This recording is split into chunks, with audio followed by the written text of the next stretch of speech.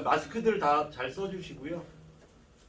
어쨌든 뭐 지금 이제 저희가 기대하고 예상했던 것보다 좀 이렇게 모이시는 분들이 너무 많아져서 어쩔 수 없이 저희가 외부 강의실을 구하고 있기도 하고, 또 외부 강의실을 구하는데도 또 이게 넓은 강의실을 구하기가 쉽지가 않더라고요. 그래서 지금 뭐 수요일부터는 좀 더 넓은 데를 구해놨습니다. 그래서 조금은 더 지금보다 낮게 시작을 하려고 하고요.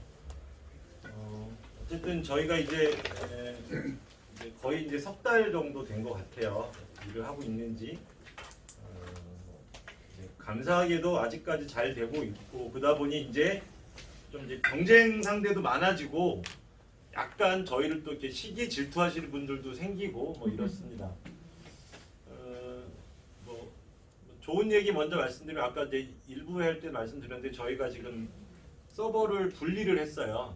지금까지는 뭐 일종의 이렇게 아파트 같은데 저희도 한 칸을 쓰고 있었다고 하면 이제 단독 건물로 서버를 다 분리를 했습니다. 그 이유는 이제 가장 중요한 게 이제 보안하고 안전성 때문이에요.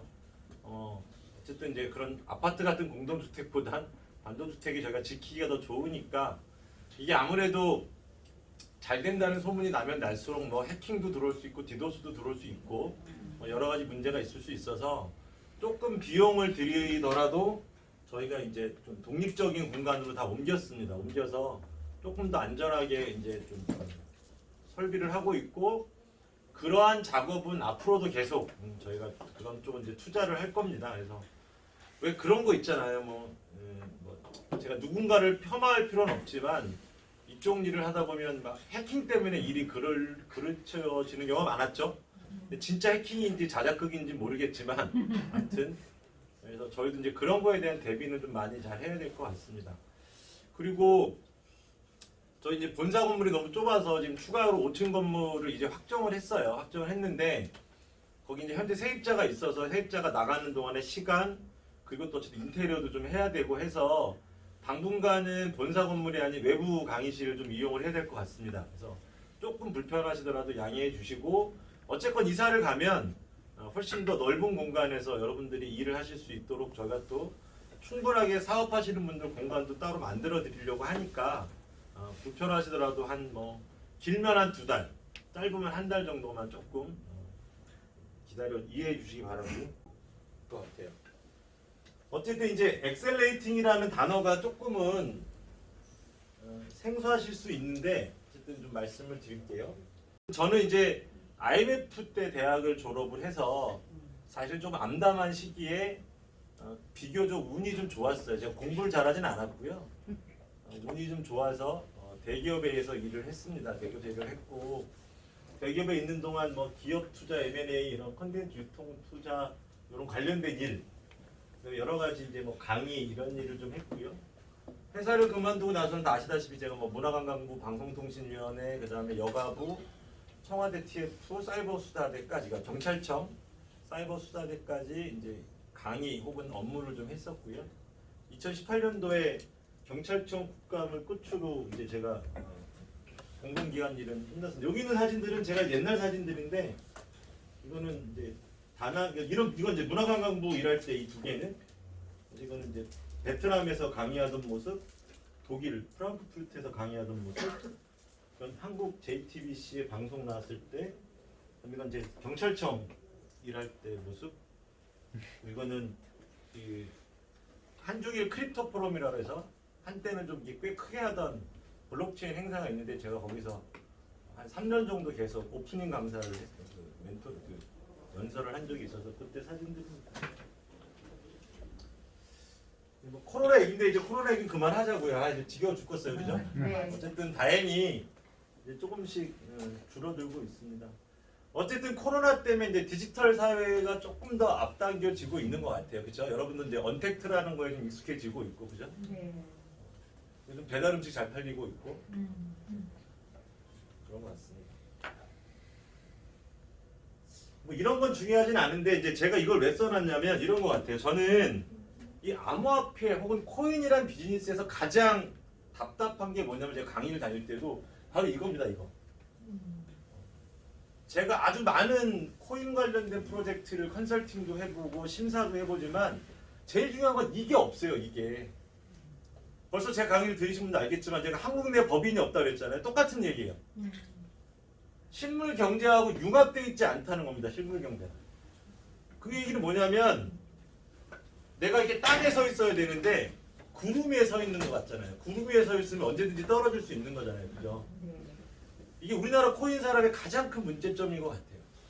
실물 경제랑 융합하지 못한다는. 근데 이게 물론 이런 지적들이 많이 나오다 보니 최근에는 그래도 실물 경제랑 융합한 것처럼 나름 포장은 합니다.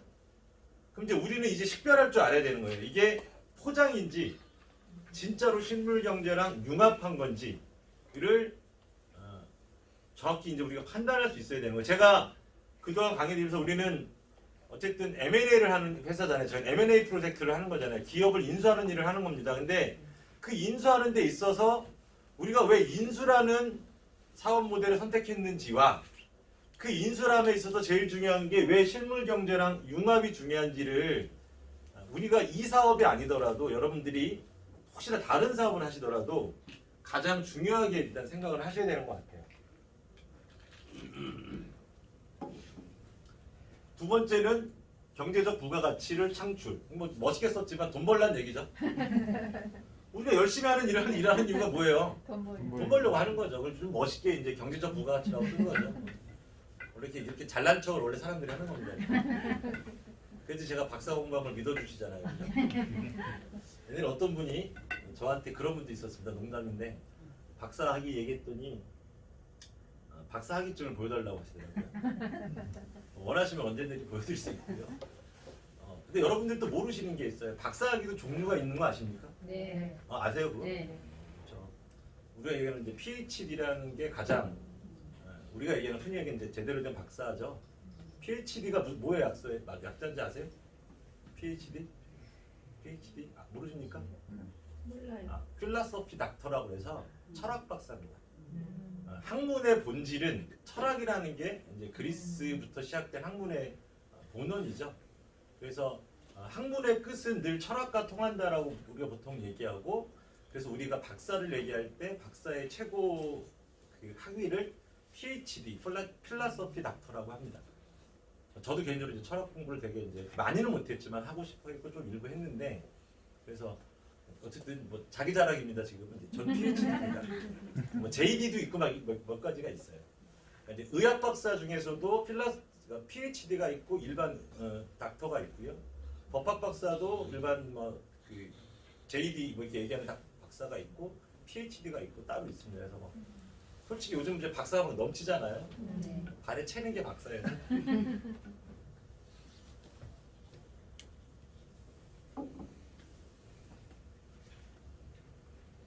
이제 우리가 어쨌든 엑셀레이팅을 하기 위해서 시장 분석과 같은 분야별 전문가와 제일 중요한 실물 경제와 융합, 가치 상승을 한다는 간단한 내용이에요. 자, 그래서 이제 제가 이제 그 엑셀레이팅에 대한 설명을 이렇게 좀 이렇게 했지만 이제 이런 거잖아요. 결국은 장사라는 것, 비즈니스라는 것도 저는 되게 단순하다고 생각합니다. 뭐냐면 결국은 물건을 파는 거예요. 근데 그 물건이 유형의 물건이냐? 유형이 뭡니까? 부동산 팔고 핸드폰 파는 건 유형의 물건이죠. 그렇잖아요. 무형의 서비스를 파냐? 뭐 콘텐츠, 영화 이런 거 무형이잖아요. 그렇죠? 근데 서비스를 파는 것도 무형이죠. 그러니까 유형, 무형의 물건 혹은 상품을 파는 일을 우리는 비즈니스라고 하고 혹은 장사라고 합니다. 그 대기업은 이제 상품 기획팀이라는 부서가 다 있어요. 상기라고 저희가 얘기하는데 나름 이제 우리가 이제 부서별로 나름 파워가 있을 때 상기를 되게 좀 자랑스러워합니다. 나는 상품을 기획하는 사람이야. 저도 이제 상기 출신인데 나중에 이제 그런 게 사업본부가 되죠. 그러니까 상품을 기획하는 일, 그러니까 상품을 만드는 일이 결국은 장사고, 그렇죠. 짜장면을 팔든 빵을 팔든, 그렇죠. 뭔가 물건을 파는 일인데 그 물건 파는데 제일 중요한 원칙은 뭐예요? 이익을 많이 남겨야죠. 근데 이익을 많이 남기는 게 얼토당토한 폭리면 안 되잖아요. 대신 어쨌든 제가 늘 말씀드리는 게 좋은 물건을 싸게 사서 팔면 좋은 거 아니겠습니까? 우리가 하는 일은 아주 단순하게 엑셀레이팅이 뭐냐면 회사를 싸게 사서 파는 일입니다. 그죠? 인큐베이팅은 뭐라고 그랬어요? 창업 기업을 투자하는 일이라 인큐베이팅은 주로 인수합병이 없습니다. 하지만 엑셀레이팅은 주로 인수합병 중심이에요. 중견기업이기 때문에. 그러니까 기업을 싸게 사서 파는 일을 하는 겁니다. 기업을. 좋은 기업을 싸게 사서 파는 거죠. 물론 여러분들한테 팔진 않고요. 시장에 파는 거죠. 누군가가 살 수 있게. 그래서 그 이익을 버는 게 우리가 하는 일입니다. 그래서 제가 아직 오늘 뭐 자료를 설명하면서 막 이것저것 또 써드렸었는데 제가 말씀드렸잖아요. 제가 이제 IMF 세대인데 IMF 시기에 어쨌든 이제 국가 위기가 온다고 왔었다고 말씀드렸어요. 여기 더 잘하실 거예요. 저보다 연배가 있으신 분들이 있으니까. 저는 이제 IMF 때 대학을 졸업하는 이제 나이였고 운이 좋아서 또 어떻게 보면 대기업에 취직은 했는데 어쨌거나 전 지금도 되게 기억이 나요. 뭐냐면 뉴스에서 그 투자한 개인들이 그 저축은행 부도날 때 막 그 유리창 거기 막 그 철문 내려가 있고 막 할아버지들이 막 의자 던지고 막 이랬던 뉴스를 본 기억이 납니다. 그게 뭐예요? 은행이 부도난 거잖아요. 은행이. 그러니까 기업 뭐 한보 부도나고 대우 부도나고 부도났죠. 그죠? 기업 부도나고. 근데 기업의 부도보다 무서운 게 은행의 부도입니다. 그 당시에 우리나라가 은행의 부도를 막지 못했으면 우리나라가 모라토리엄이 됐을 거예요. 국가 파산이잖아요. 여기 뭐 개인 파산을 경험하신 분이 있는지 모르겠지만 국가 파산이라는 건 세계 경제에서 대한민국이라는 경제가 없어지는 겁니다. 그러니까 모라토리엄 선언을 할 뻔했던 정말 큰 위기를 맞았었어요. 그게 동양종합금융의 부도를 필두로 시작된 제2금융권의 부도였습니다. 근데 그때 어쨌든 국책은행 중에 하나인 외환은행도 부도 위기에 이제 갑니다.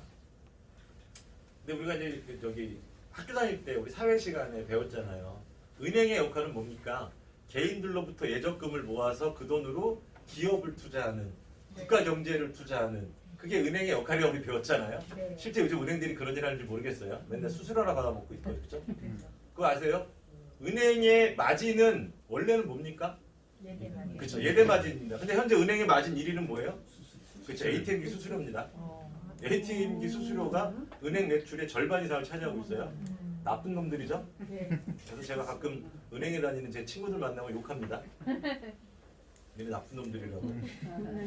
그죠? 말 안 되잖아요. 예대 마진을 벌어야 되는 은행이 수수료로 돈 벌고 있어요. 그 예대 마진이 뭐예요? 여러분들 개인으로부터 돈을 예적금을 받아서 기업에 대출해서 돈을 버는 게 맞죠, 그죠? 네. 근데 우리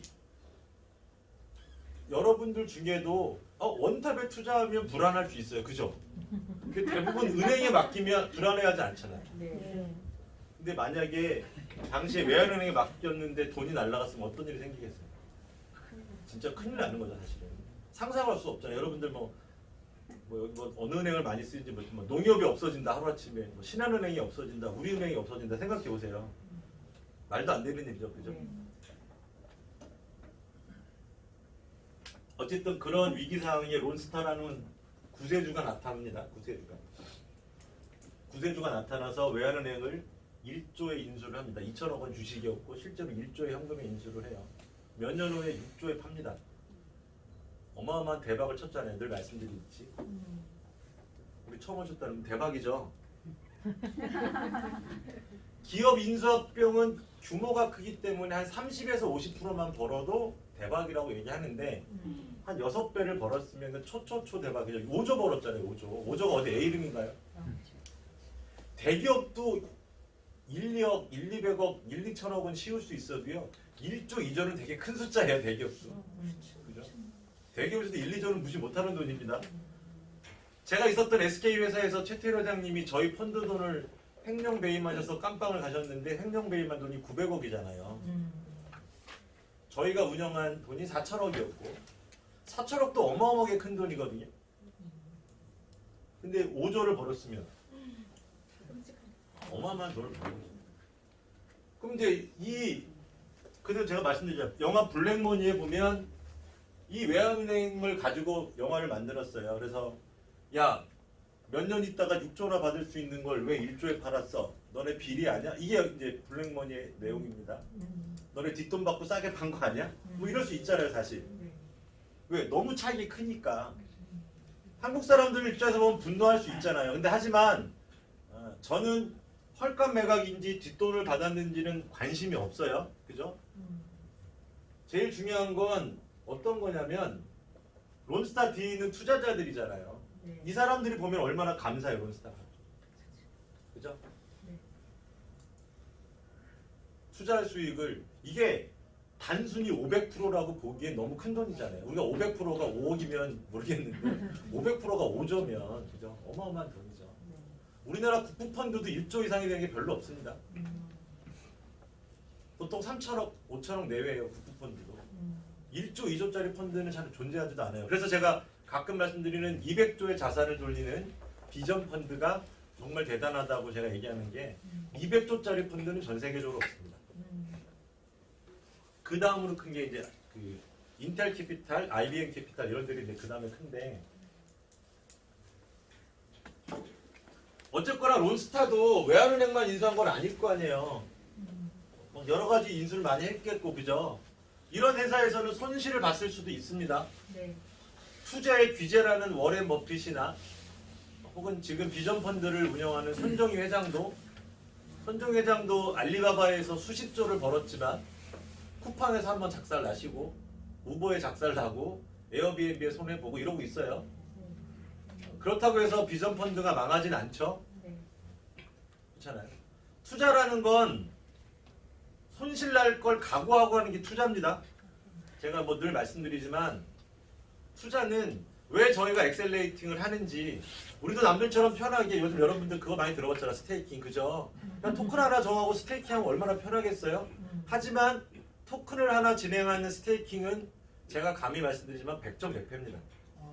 이길 수가 없어요. 스테이킹을 해서는. 제가 토큰 하나로 하는 스테이킹 사업이었으면 시작도 안 했겠죠. 네. 제가 엑셀레이팅이라는 표현을 달고 인수합병을 하는 이유가 뭡니까? 10개 중에 7, 8개는 저도 작살날 각오 하는 거예요. 네.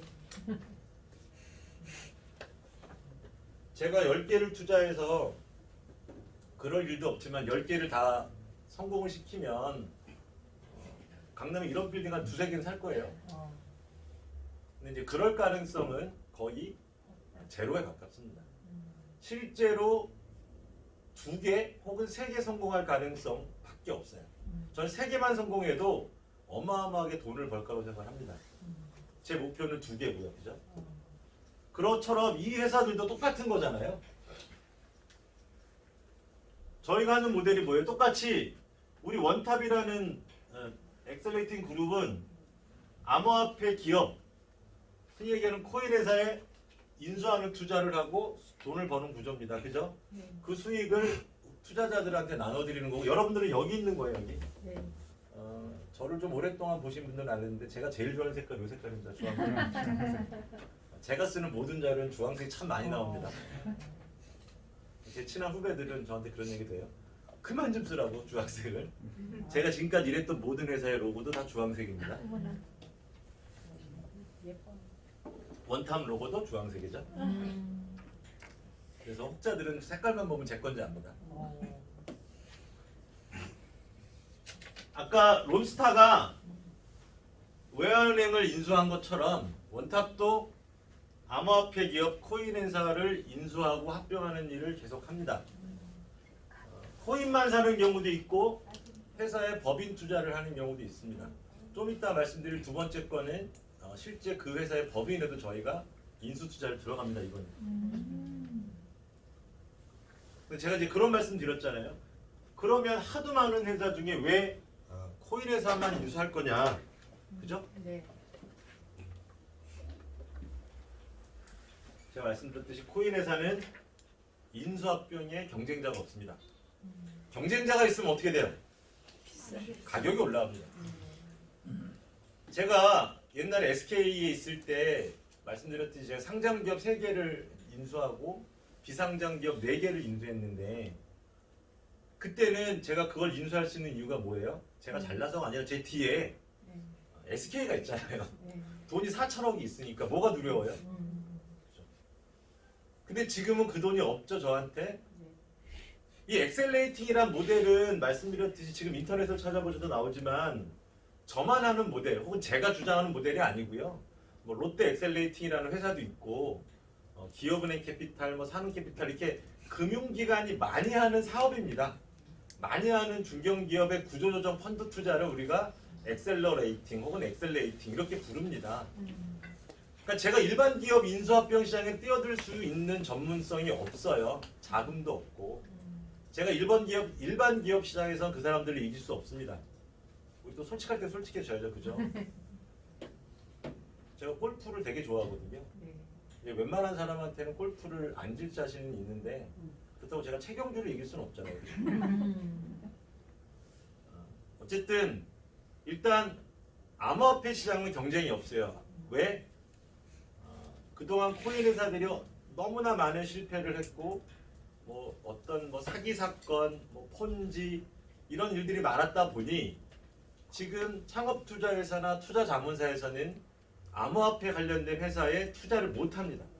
심지어는 내부 규정에 투자가 금지되어 있어요. 실제로 그래서 모 투자자문사가 저희 회사에 제안을 했어요. 역으로. 제가 하고 있는 모델이 너무 마음에 드는데 자기들은 직접 그 회사들한테 돈을 못 넣어요. 내부 규정상. 그러니까 차라리 우리 엑셀레이팅에 돈을 투자하고 우리가 인수합병을 하고 이런 방식의 투자 제안이 들어서 오늘도 이제 좀 이따 4시 반에 미팅을 가야 되는데 이제 그런 것처럼 그 투자 자문사들은 투자하고 싶어도 못해요. 규정이. 그러면 말씀드렸잖아요. 그렇게 도덕적으로 문제가 있는 코인 회사들도 많았지만 실제로는 어쨌든 열심히 하는 회사도 많이 있습니다. 정말 좋은 대학 나와서 제가 지금 만나는 팀 하나도 뭐 서울대 포스텍 막 이래요. 막 카이스트 나왔어 애들이. 열심히 막 토큰 만들어서 비즈니스 하고 있어요. 안 되죠. 처음에 세일을 막 500원에 했는데 지금 2원, 3원이에요. 그럼 무슨 일이 생겨요? 이제 소송 들어오고 이제 난리 나는 거죠. 막 멱살 잡히고 그죠? 지금 사실 우리가 첫 번째 하고 있는 로커스도 사실 비슷한 상황이잖아요. 우리가 이제 좀 냉정할 건 냉정해져야 되는 거예요. 그 회사의 가치를 보고 인수하는 건 맞지만 그 회사가 잘 되고 있으면 제가 인수할 수 없는 거예요. 어떤 분이 아까 첫 번째 강의할 때도 어떤 분이 제가 두 번째 토큰 얘기했더니 막 이런저런 얘기를 하시더라고요. 아, 잘 되면 저한테 안 찾아오죠? 잘 되는 회사 왜 저를 찾아오겠어요? 대신 우리는 안 되지만 될 수 있어 보이는 걸 사는 거잖아요. 그리고 두 번째는 늘 말씀드리지만 그래서 사서 잘하면 수익률이 높다는 거죠. 제가 말씀드렸듯이 10개 중에 제 목표는 2개예요. 우리 산수하면 되잖아. 자, 10억씩 들여서 10개 인수하면 얼마예요? 100억이죠.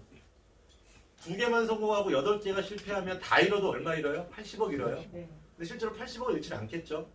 뭐 절반에 팔기도 하고 뭐 이러니까. 그럼 80이라고 치고 2개가 각 100억씩만 벌면 얼마 벌어요? 200억 벌잖아요. 그럼 80억 날렸다 치고 그럼 120억 번 거예요. 우리 손해볼 거 없잖아요. 그러니까 우리의 목표는 그러니까 여러분들이 뭐 여기 계신 분들이 지금 이제 우리 또 사업자분들도 많으시고 리더분들 많으시니까 그런 실수를 안 하시겠지만 근데 의외로 또 우리 잘하신다고 리더하시는 분들이 오히려 실수는 더 많이 하는 것 같아요. 가끔 보면. 뭐 이렇게 어디다 이렇게 투자를 많이 하고 다니시는지. 그죠? 저도 마찬가지고 여러분들 마찬가지고요. 우리 네, 투자해서 다 돈 벌 수 없어요. 제가 투자한 게 다 돈을 번다면 저 여기 아니죠. 제가 여러분하고 이런 일을 왜 해요, 그죠? 그냥 1억 갖고 첫 번째 투자해서 10배 벌어서 10억 되면 되고요. 두 번째 투자해서 10배 벌면 100억 되잖아요. 그럼 제가 혼자 돈 벌면 되죠, 그죠? 아닙니다, 근데 사실은 저 또한 실패 확률이 70~80%인 거예요. 그걸 늘 인정하고 일을 해야 돼요. 그래서 토큰 하나로 스테이킹하는 사업은 제가 보기엔 제가 여러 가지 사업 모델을 작년에 준비하면서 재작년 말부터 막 돌아다니면서 여러 회사에 그 관련된 설명회를 돌아다니면서 가장 느낀 게 2가지라고 했잖아요, 여러분. 첫 번째 가장 말도 안 되는 건 회사도 없는데 열심히 설명해. 두 번째 아무리 엑셀을 돌려서 산수를 해봐도 저 사업은 성공할 수가 없어요. 예를 들어서 그런 거 아니에요. 뭐 총 발행량이 2억 개고 유통량이 뭐 예를 들어 400만 개인데 내가 400만 개 중에 절반을 인수했대 200만 개. 무슨 의미가 있어요? 나머지 1억 6천만 개가 폭탄으로 존재하는 한 의미 없잖아요. 그죠? 여러분 여기서 주식하시는 분들도 있을 수 있는데요. 우리나라 어떤 상장 기업의 주식이 뭐 코스피든 거래소, 코스닥이든 코스피든 어떤 상장회사의 주식이 거래소에 예를 들어서 1,000만 주가 상장되어 있는데 회사가 1억 주를 갖고 있어요? 그런 거 없잖아요. 네. 그럼 그 회사 사기로 고발당하죠? 사실 이게 코인에만 있는 아주 특이한 구조인 거예요. 전 처음에 그래서 이 시장을 잘 이해 못했고, 그죠? 아니 거래소에 상장하면 다 상장해야지. 남은 걸 지가 왜 갖고 있어요? 물론 저 혼자 잘났다고 떠들 수는 없기 때문에 저도 그 시장을 인정해 줄 수밖에 없죠. 그럼 그 대신 우린 뭐 해야 돼요? 그 재단 물량도 다 가지고 있어야 안심할 수 있다는 거예요. 저는 사람을 싫어하는 게 아니라 사람을 못 믿는 건 우리가 상황을 못 믿는다는 의미인 거고요. 우리가 믿는 건 데이터와 확률과 통계와 결과만 믿는 겁니다. 적어도 제가 다 갖고 있으면 내가 나한테 사기만 안 치면 되잖아요. 그죠? 나 스스로 발등만 안 찍으면 되는 거예요. 그래서 뭐 다 들으신 얘기니까 제일 중요한 건 우리가 그런 10개를 인수하는 포트폴리오를 갖는다. 근데 포트폴리오가 튼튼해지려면 어떻게 하면 돼요? 많이 인수하는 게 최고입니다. 많이 인수하는 게. 포트폴리오는 많을수록 안전한 거예요. 10개보다 15개가 안전하고 15개보다 30개, 50개, 100개가 안전한 거예요. 그죠? 그러니까 우리가 더 잘 되면 잘 될수록 더 안전할 수 있다는 겁니다. 제가 옛날 SK 사례 드렸듯이 영화를 100편 정도 투자하면 성공 확률이 거의, 실패 확률이 거의 없어요. 근데 2편, 10편 투자하면 실패 확률이 대단히 높은 거죠. 똑같은 겁니다. 여러분이 돈이 많아서 우리나라 상위 100위까지의 우량 주식에 다 1억씩 투자했다고 생각해 보세요. 여러분들. 저 2년, 3년 안에 여러분들이 돈을 잃을 확률은 거의 제로에 가깝습니다. 전 분명히 얘기할 수 있어요. 그죠? 그게 포트폴리오잖아요. 여러분들 생각해 보세요. 우리나라 상위 우량주 100개에 여러분들이 1억씩 100억 투자했다고 생각해 보세요. 여러분들 손해 볼 것 같아요? 절대 안 봅니다. 손해. 그게 이제 포트폴리오 싸움이고 흔히 얘기하는 규모의 경제 싸움인 거죠. 그죠?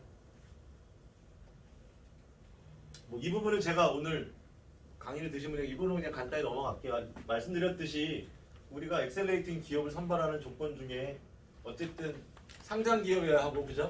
네. 제가 방금 말씀드린 것처럼 회사의 실체가 명확히 있어야 되는 거죠. 법인도 있고 중요합니다. 네. 여러분 지금까지 법인 없는 회사에 겁나 투자하다가 돈 많이 날렸잖아요. 네. 사실이잖아요, 그죠?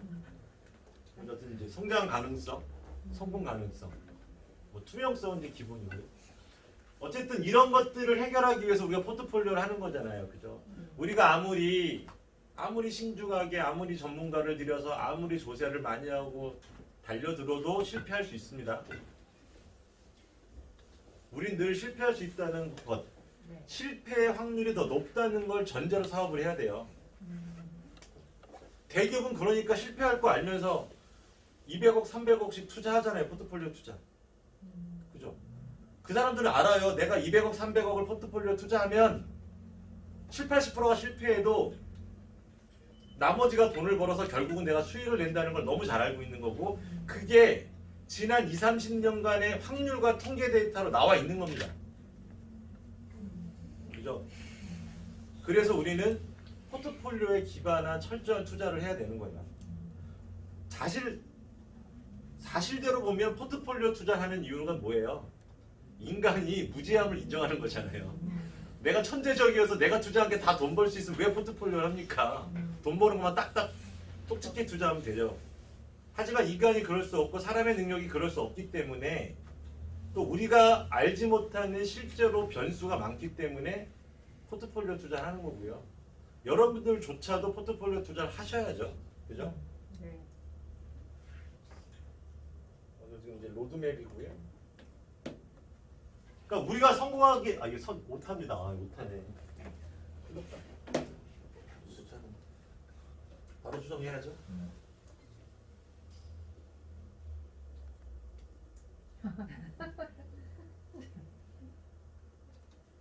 수정해서 아무 일도 없었든지. 안 안 나와. 나오지? 나왔어요. 아무 일 없었어. 나중에 저 촬영하고 제가 편집할게요. 네. 자, 성공하기 위한 전략이 뭐냐? 말씀드렸잖아요. 제일 첫 번째, 다다익선이다. 다다익선. 여기 계신 사업자 리더분들이 정말 일을 열심히 해서 사람들이 많이 보면 여기 계신 분들도 돈을 벌지만 회사도 돈을 버는 이게 포트폴리오 게임이 참 재밌는 거예요. 그렇죠? 선순환 구조, 우리가 악순환 선순환 얘기하잖아요. 네. 기업에서도 가장 중요하게 보는 게 선순환을 만드는 거예요. 내가 악순환이야. 가끔은 내가 너무 힘들 때 보면 내 인생이 악순환되고 있잖아요. 네. 막 설상가상 안 좋은 일만 터져. 네. 그죠? 맞아요. 근데 그 악순환의 고리를 한 번만 끊어서 선순환이 되면 그때부터는 여러분들이 상상할 수 없을 정도의 선순환 구조가 옵니다. 네. 그게 사업이거든요. 네. 그 선순환을 만드는 방법이 뭐예요? 일단은 다다익선이에요. 많아야 됩니다. 많아야 되는 거죠. 그 다음에 두 번째,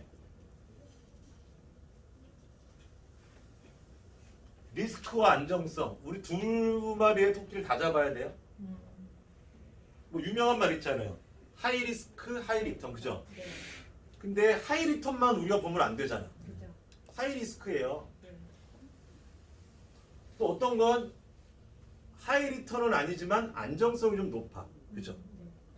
자, 솔직히 얘기하면 우리가 첫 번째 진행했던 로커스 프로젝트는 하이 리스크, 하이 리턴입니다. 네.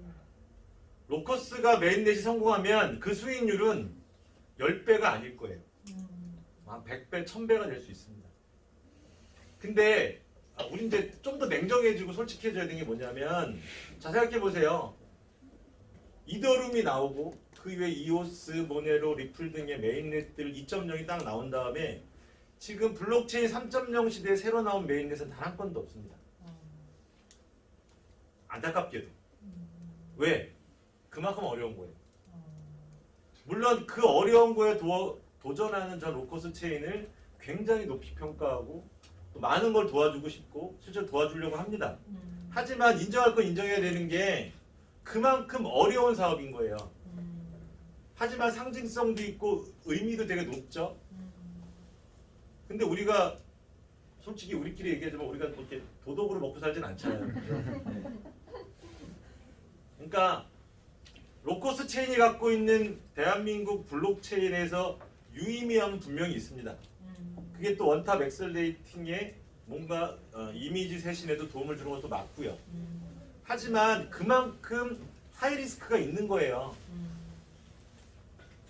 제가 그래서 1차를 로커스를 택한 이유도 있지만 그동안 계속 줄기차게 함부로 사지 마세요라고 말씀드리는 게 그 하이리스크함은 저도 책임질 수가 없어요. 단 성공하면 진짜 수천 배를 벌 수도 있어. 근데 그 수천 배가 만약에 담보가 되면 얼마나 좋겠습니까? 확정 이익이면 얼마나 좋겠어요. 근데 아니잖아요, 솔직히.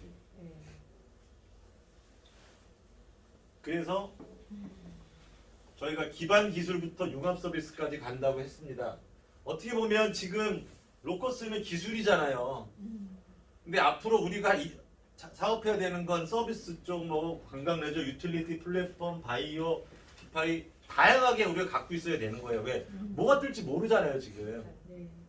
또 하나 여러분이 아셔야 될 거, 최근 빗썸, 업비트에서 나름 성공했다는 알트코인들 기술 기반 사업은 단 한 건도 없습니다. 다 서비스와 유틸리티와 플랫폼이에요. 실제로. 약간은 사이즈가 가벼운 것들이 성공하기 좋은 겁니다. 자, 우리가 첫 번째에서 로커스라는 굉장히 상징적이기도 하고 원탑에 어쩌면 진짜 최후의 미래가 될 수 있는 아주 하이 리턴한 반면에 하이 리스크한 걸 선택했다고 하면 두 번째, 세 번째, 네 번째는 뭐 해야 돼요?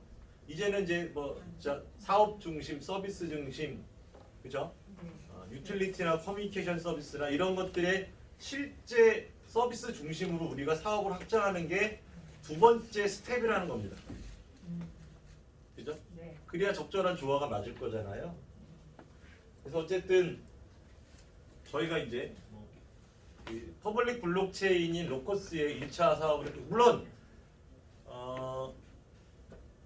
우리가 2차, 3차를 한다고 해서 로커스가 없어지는 거 아니죠? 네.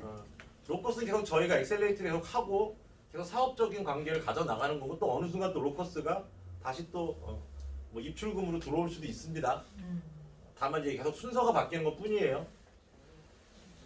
뭐 제가 로커스 설명은 많이 드렸으니까. 그래서 이제 우리가 두 번째 토큰으로 관광 레저 쪽을 제가 선택을 했어요. 제가 이미 텔레그램에 공지를 했는데 이거부터 할까요?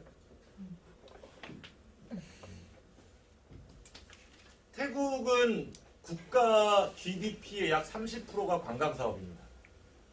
1년에 70조 정도를 관광으로 벌고 있고 외국 관광객이 70조 정도를 벌어주는 거예요. 그 다음에 그 중에 1년에 4천만 명 정도가 태국을 방문하고 그 중에 2,700만 명이 동아시아 사람. 동아시아가 어디예요? 한국, 일본, 중국. 3개국이 2,700만 명, 대한민국이 약 800만에서 1,000만 명이 태국을 방문합니다. 어마어마하죠? 근데 이런 자산이 있어요. 여행사, 면세점. 제가 이거 김박물관 직접 가봤는데 생각보다 시설이 되게 큽니다. 그 다음에 골프장, 25인승 요트, 스피드보트 2대, 제트스키 2대, 스노클링 선박 이걸 다 갖고 있어요. 그럼 지금 어떻게 됐겠어요? 쫄딱 망했죠? 네. 쫄딱 망했죠. 코로나 때문에. 작년에 매출이 제로인데 얼마나 힘들겠어요? 네. 근데 아까도 얘기했듯이 힘들어야 우리가 살 수 있는 거죠. 저는 개인적으로 제가 관광 쪽, 레저 쪽에 좀 관심이 많아요. 개인적으로. 아마 이제 5월, 6월, 9월 좀씩 지나가기 시작해서 이제 여행이 풀리면 그동안 나가고 싶어서 미칠 것 같은 사람들이 가겠죠. 네. 첫 번째. 두 번째. 이제는 여행 쪽도 이제 그레이드가 나눠질 거라고 보고 약간 이제 하이 클래스, 하이엔드 여행 문화들이 들어올 거라고 저는 믿고 있습니다. 태국에서도 여기 보면 향후 지금 이제 태국 4.0 정책을 하면서 12대 미래 산업을 뽑아서 지금 5개년 계획을 하고 있는데 크루즈하고 요트가 주요 지원 목록에 들어가 있어요. 그래서 면세부터 여러 가지 혜택을 받는데 저는 이제는 이제 뭐 골프라든가 요트라든가 이런 것들이 우리 옛날 저도 요트 사실 한 번도 못 타봤어요. 요트 한 번도 못 타봤거든요. 근데 타보고 싶잖아요. 솔직히. 약간 로망이 있잖아 요트. 그런 거 없나요? 저만 있나요? 있어요. 저는 어쨌든 이제 파타야 현지 면세점도 현재 인수를 추진하고 있고 이 BRK 홀딩스라는 실제 법인에 저희가 지분 투자도 들어갑니다 이번에. 지분 투자도 들어가고 이 지분과 이 조직을 중심으로 이쪽을 다 저희가 인수하는 걸 현재 목표로 하고 있고 제가 이런 말씀을 드렸어요 앞에 강의할 때 우리나라 토큰하는 혹은 알트코인 회사들 중에서 이 정도의 자산을 갖고 있는 회사를 보신 적 있나요? 없죠. 없죠. 네. 거의 없습니다. 없죠. 근데 이 정도 자산인데 매출이 제로예요. 그런 회사도 드물죠?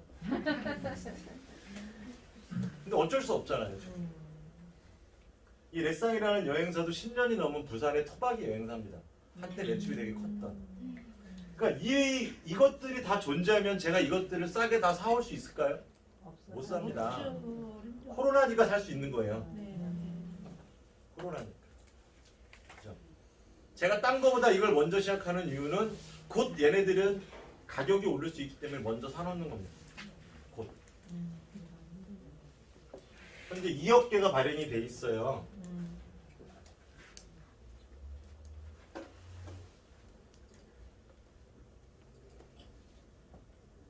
이게 좀 약간 이게 잘 분명하지가 않은데 이게 DRK거든요. 2억 개가 발행이 돼 있죠, 그죠? 네. 저는 토큰 지갑을 메타마스크를 가장 신뢰합니다. 왜냐하면 메타마스크는 아임 토큰이나 마이더월렛과 달리 아이디가 유출돼도 가져갈 수가 없어요. 왜냐하면 하드웨어 맥넘버 기반이기 때문에 이 서비스 얘는 제 노트북에서밖에 안 돌아갑니다. 이 아이디는 잘 모르시죠 그거? 네. 많이 모르시더라고요. 메타마스크는 내가 아이디 비밀번호 가지고 어디 다른 PC에 가서 또 로그인을 해도요 안 뜹니다. 그래서 제가 이 노트북을 가져와서 제가 강의를 하는 이유가, 혹은 이 노트북이 제 전 재산이라고들 얘기하는 이유가 이 노트북에서만 메타마스크 돌아갑니다. 안전한 거죠. 네. 제가 현재 1억 9,500만 개 정도를 갖고 있습니다. 그리고 비트레이드에 또 추가 테스트로 100만 개를 갖고 있고요. 그리고 나머지 300만 개는 저희 이제 이쪽 실제 일을 진행할 팀에서 제가 이제 일을 맡기면서 줬습니다. 이제 일을 시작하라고. 제가 다 갖고 있잖아요, 이제. 그죠? 제가 오늘 사실은 이거 메타마스크를 왜 보여드렸냐면 제가 막 2개째 시작한다, 3개째 시작한다고 하니까 그 토큰이 진짜 저한테 있냐고 궁금해하시더라고요. 그래서 보여드린 거고요. 제가 메타마스크 지금은 다 오픈을 안 해드리지만 메타마스크가 또 좋은 게 지갑을 여러 개로 분류할 수가 있어요. 보면 제 어카운트가 5개까지 있죠? 여기 보시면 이건 제가 2번 지갑인데 2번 지갑에 이걸 갖고 있는 거고요. 여러분이 궁금하시는 3번째, 4번째는 또 다른 지갑에 있습니다. 미리 안 알려드려요, 그죠? 알려드리면 재미없잖아요, 그죠? 그래서 제가 DRK를 하는 이유는 아까 말씀드렸듯이 코로나에 가장 손해를 많이 본 분야가 어디입니까? 여행입니다. 여행, 레저. 그러니까 가장 피해를 많이 봤다는 얘기는 어떤 의미예요? 가장 죽겠죠, 그죠? 가장 바쁜 붓고 있는 거니까 제 입장에서 가장 싸게 사올 수 있는 겁니다. 현재 김치박물관, 김뮤지엄, 근데 여기 김하고 김치 가봤는데 얼마나 웃기냐면요. 태국 여기 이제 국내 사람들 못 들어가, 한국 사람은 외국 사람만 들어가는데 뭐 태국 베트남 뭐 이런 데 필리핀 관광객이 오면 거기서 김치 이렇게 막 직접 담그고 막 실습을 해요. 막 체험 있잖아요, 현장 체험. 그런 걸 하고 한 3,000원짜리 김을 한 3만 원에 팔더라고요. 우리 어머니들은 절대 안 살 거 아니에요. 가격을 아니까. 그래서 거기 보면 무슨 겨자김, 무슨 김, 뭐 약간 달콤한 무슨 뭐 버터김, 뭐 이렇게 김이 한 8종류 정도 있어요. 그거를 파는 거고, 제너드는 면세점이고요. 여기 여행사, 골프 옆으로 이렇게 쭉 요트 이렇게 있는 겁니다. 실제로 법인 주소랑 위치가 다 적혀 있어요. 왜냐면 또 이런 거 우리 또 의심 많잖아, 그죠? 꼭 이런 주소 또 찾아가 보신 분 있어요? 네. 제가 모르는 거 아닙니다. 가보셔도 된다고 내가 주소 알려드리는 거예요. 부산에 아는 사람 있으면 그럴 거 아니야. 야, 태종로 763번지 21길 가봐 이럴 거죠? 가보셔도 됩니다. 실제 주차장 넓게 관광지로 돼 있어요. 제가 다 직접 다녀왔기 때문에 말씀을 드리는 거고. K마린은 이제 그 아까 말씀드렸던 태국 요트의 브랜드입니다. 그러니까 BLK 홀딩스라는 법인이 갖고 있고, 우리 테스 홀딩스라는 회사가 원탑이라는 브랜드로 이사업을 하는 것처럼 BLK 홀딩스라는 이제 그 회사의 지분을 인수하는 거예요, 이번에. 그 회사가 K마린이라는 이름으로 아까 말씀드린 요트 및 그 파타야 골프클럽의 컨트리클럽에 제가 여기 와서 골프를 몇 번 쳐봤는데 아무튼 전체적인 태국 사업을 관장하고 있는 거고, 저희가 그 모든 것들에 대한 M&A를 들어가고 있는 겁니다. 여기까지 말씀을 드리고요.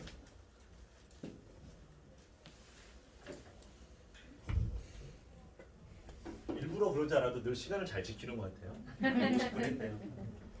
일단은 이제 궁금하신 부분들 말씀해 주시고, 일단 오늘 제가 이제 갑자기 2번 강의를, 아니 2번 강의를 하는 바람에 좀 일정이 많이 급해졌어요. 빨리 또 이동을 해야 되고 해서 어쨌거나 말씀드린 것처럼 이제 우리 박 팀장님, 네. 67석 말고 진짜 80석, 100석짜리 더 알아봐요. 네, 알겠습니다. 네. 어쨌든 최대한 넓은 데로 구할 거예요. 그래서 좀 이렇게 띄엄띄엄 앉으실 수 있게.